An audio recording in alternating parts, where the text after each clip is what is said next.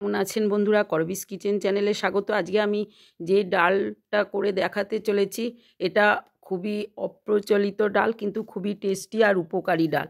এই ডালটা কেমনভাবে রান্না করবেন, কেন খাবেন, চলুন সেই বৃত্তান্তে আসি। তার আগে দেখে নিন ডালটা কীরকম হয়েছে। এরকম স্পাইসিভাবেও রান্না করে নিতে পারেন, আর বেশ টেস্টিভাবে যদি করা যায় আর কিছুই লাগবে না। ভেজ থালিতে এই রকম ডালের জুড়ি মেলাভার। চলুন, এই ডালটি হচ্ছে কুলত্থ কলাই।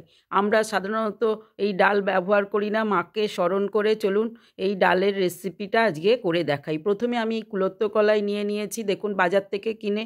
এই কুলত্থ কলাই যারা খান না, সাধারণত ডাক্তাররা বলুন কিডনিতে পাথর হলে 3-4 ml বা 1 চামচ করে ডাল নিয়ে জলে ভিজিয়ে রাত্রিরে খেলে কিন্তু খুবই উপকারী। চলুন সেটা পরে আসছি। ডালটার মধ্যে কিন্তু বেশ কাঁকড় থাকে, একটু বেছে নিলেই হলো। সামান্য পরিমাণে রান্না করেই খাওয়া যায়। এছাড়া সুগারের জন্য বলা হয় গুঁড়ো করে এই ডালটা 1 চামচ করে খেলেও বেশ উপকার। যাই হোক, আমি তো সাধারণত পাথরের জন্যই ডালটা খাচ্ছি, সেটাই ওই জন্য আপনাদের করে দেখাচ্ছি।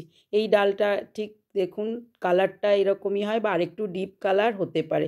এখন আমি যেভাবে ভেজাবো, আমি এই পাত্রের 1 পাত্র সমান ডাল নিয়েছি। কলাই প্রথমেই বেছে দেখে নেবেন পাথর আছে নাকি। বেশ কিছুটা পাথর থাকে। এইবার ডালটা আমি এখন বেশ ভিজিয়ে দেব। ডালটা কত সুন্দর দেখতে পাচ্ছেন। ডালের মধ্যে যে নোংরাগুলো আছে যাতে বেরিয়ে যায়। এইভাবে 3-4 বার ধুয়ে ডালের মধ্যে থেকে নোংরাগুলো ফেলে দিন, আর অপুষ্ট ডালগুলোও বেরিয়ে গেলে সেগুলো ধুয়ে বার করে দিন। এইবার 1 গ্লাস জলের মধ্যে আমি ডালগুলো যোগ করে দেব ভালো করে ধোয়ার পরে। তারপরে সারা রাত্রি ডালটা আমি ভিজিয়ে রেখে দেবো, দিয়ে সকালবেলা কিন্তু এই ডালটা ছেঁকে নিয়ে 1 গ্লাস জলটা খেয়ে নেব। দেখুন চাপা দিয়ে রেখে দিচ্ছি।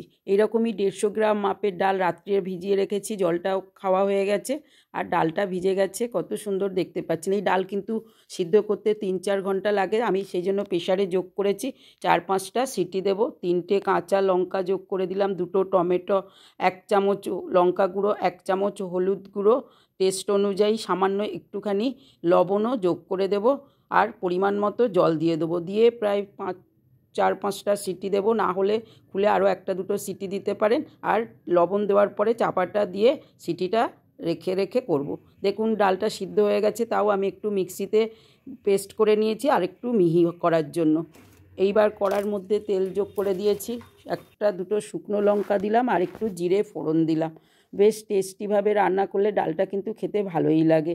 এইবার এই গরম হয়ে যাওয়া পর্যন্ত একটু অপেক্ষা করার পরে এর মধ্যে আমি 1 চামচ জিরে গুঁড়ো, 1 চামচ লঙ্কা গুঁড়ো আর একটুখানি হলুদ গুঁড়ো দিয়ে দিলাম। প্রয়োজন মতো দেবেন, কারণ কুলত্থ কলাইয়ের ডালের মধ্যে কিন্তু কিছু মশলা দেওয়া আছে। এবার একটুখানি নাড়াচাড়া করে একটু বেগুন আর আলু যোগ করবেন, তাহলে কিন্তু একটু খার মতো লাগে আমার। আমি আলু আর বেগুন যোগ করি, ইচ্ছা করলে আপনারা এমনিও করতে পারেন। এইভাবে একটুখানি বেগুন আলুটা ভাজা ভাজা করে রেডি করে নিলেই হলো।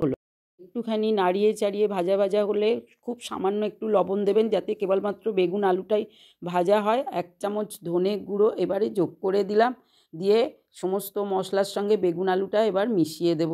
এইভাবে একটু চাপা দিয়ে করুন, তাহলে চটজলদি নরম হয়ে যাবে আর রান্নাটাও তাড়াতাড়ি হয়ে যাবে। তবে বেগুন আর আলু ছোট করে কাটার জন্য বেশি সময় হতে লাগে না। এইভাবে ড্রাইভাবে বেশ ভাজা ভাজা হয়ে গেলে একটুখানি জলটা যোগ করে দিন আর একটু সেদ্ধ হওয়ার জন্য। যেহেতু ডালটা পুরো সেদ্ধ নরম হয়ে গেছে, আবার পেস্ট করে নেওয়া, দেখুন ততক্ষণে আলু আর বেগুনটা নরম হয়ে গেছে।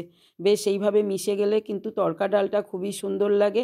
এইবার এই যখন মশলা সহযোগে কষা হয়ে গেছে, তখন আমি যে ডালটা বয়েল করে পেস্ট করে নিয়েছি সেই ডালটাই যোগ করে দিলাম। এবার ভালো করে নাড়িয়ে মিশিয়ে দিন, একটুখানি হতে দিন, কিন্তু যাবেন না বন্ধুরা। এটা আরেকটু টেস্টি করে খেতে গেলে বেশ আরেকটু মশলা যোগ করতেই হয়।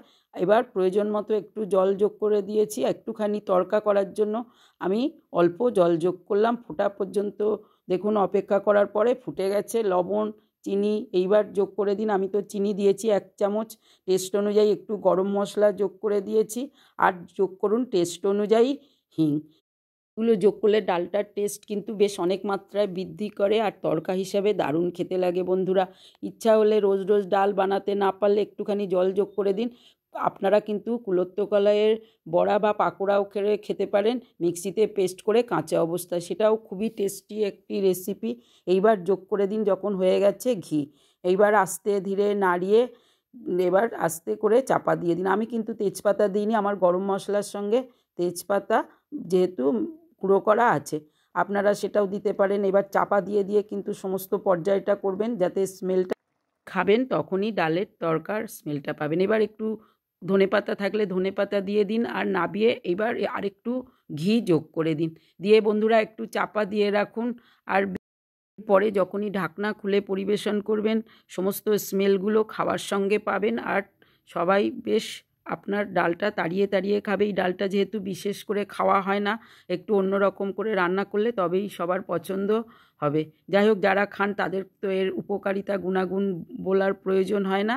আমি তো রান্না করে দিলাম, ঢাকনাটা এবার খুলে দিয়েছি, দেখেছেন সমস্ত গ্রেভিটা কেমন হয়েছে, সবজিগুলো গলে গেছে। বন্ধুরা এইভাবে বানিয়ে ফেলুন, আর লুচি, রুটি, পরোটা যার সঙ্গে পাবেন, এমনকি গরম ভাতের সঙ্গে নিরামিষের দিনও খেতে ভালো লাগে। আমি তো গ্রিন পালং লুচি বানিয়ে ফেলেছি, তার সঙ্গেই খাওয়ার ইচ্ছায় এটা করে ফেললাম। ফুলকো ফুলকো লুচিগুলো একদম রেডি হয়ে গেছে।